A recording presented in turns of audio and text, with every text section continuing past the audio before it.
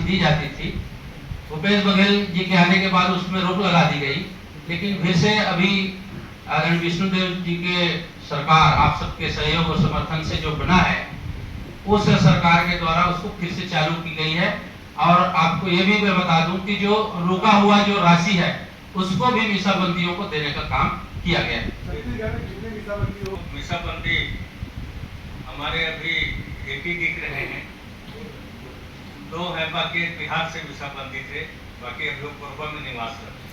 और जैसे हमारे वरिष्ठ पत्रकार जोशी जी ने जैसे पूछा कि मीसाबंदियों को डॉक्टर रमन सिंह के भारतीय जनता पार्टी सरकार ने सम्मान निधि दे रहा था, बाकी कांग्रेस की सरकार आने के बाद वो मीसाबंदियों को सम्मान राशि देना बंद कर दिया गया। भारतीय जनता पार्टी के फिर से आपके आशीर्वाद से सरकार बनी है, विष्णुदेव साय जी मुख्यमंत्री बने हैं और उनको 5 साल का जो सम्मान निधि रुका था एक मुश्त भुगतान उनको कर दिया गया है। एक मीसाबंदी 15-15 लाख रुपया 5 साल का पाएंगे। व्यवस्था है और वो किस राजनीतिक दल से समझौता करना चाहते हैं, किनके साथ काम करना चाहते हैं, वो उसका व्यक्तिगत विचार है। लेकिन निश्चित रूप से वो मीसाबंदी में प्रताड़ित हुए, उस समय वो भी मीसाबंदी में जेल में अपने जीवन को जो समय उसको काटा था, तो उस पर उनको विचार करना चाहिए। जो व्यक्ति उसको या जो विचारधारा उसको प्रताड़ित किए हैं, उनके साथ उसको आज समझौता क्यों करना पड़ा।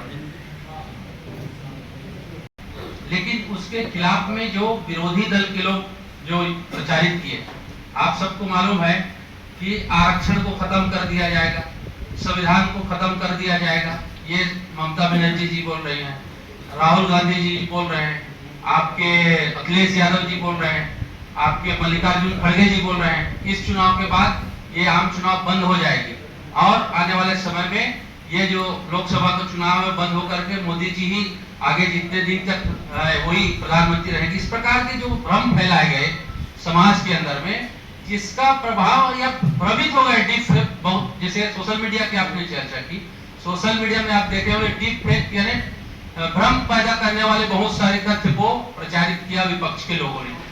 निश्चित रूप से बहुत से लोग उस झांसा में आए होंगे, जिसके कारण से जो हमको अपेक्षित, जो हम अपेक्षा रखे थे कि हमको 400 पार एनडीए की मिल सकता है, वो नहीं मिला। दूसरी बात 370 हम लोग भारतीय जनता पार्टी की अपेक्षा किए थे और उसका वजह यह था कि हम लोगों ने पिछले कार्यकाल में कश्मीर में जो शहादत हुई आदरणीय श्यामा प्रसाद मुखर्जी जी के, उसको श्रद्धांजलि के लिए हम अपील कर रहे थे कि हम उसको जब 370 समाप्त की गई तो श्रद्धांजलि स्वरूप देश के व्यक्ति, हमारे नागरिक भारतीय जनता पार्टी को 370 सीट देकर के श्रद्धांजलि अर्पित करें या उसको श्रद्धांजलि दें, ये हमारा अपील था। लेकिन कई चुनाव में परिस्थितियां बनती है, जितनी अपेक्षा थी उतना हमको सीट नहीं मिला। लेकिन इसके कारण ये नहीं कि जो देश के अंदर में भारतीय जनता पार्टी को वोट दे दिए वो देशद्रोही है, ऐसा बिल्कुल नहीं है भाई। उनका एक दृष्टिकोण है, उनका विचार है, लेकिन लोकतंत्र में अपनी बात रखने का सबको अधिकार है।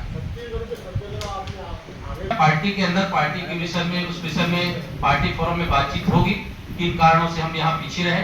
छत्तीसगढ़ में तो हमारे पूरे पिछले बार से भी एक सीट ज्यादा है, यहाँ की जनता ने हमको समर्थन आशीर्वाद दिया, लेकिन पूर्व में हम पीछे रहे। निश्चित रूप से इसकी समीक्षा की जाएगी किन कारणों से हम लोग पीछे रहे, पार्टी फोरम में इसकी चर्चा अवश्य होगी। कांग्रेस के राष्ट्रीय मैं बयान पढ़ के बता देता हूँ उन्होंने क्या क्या चुनाव पीरियड में, उड़ीसा का बयान है उनका, मैं पढ़ के बताता हूँ। ये इस चुनाव है जो पिछले 24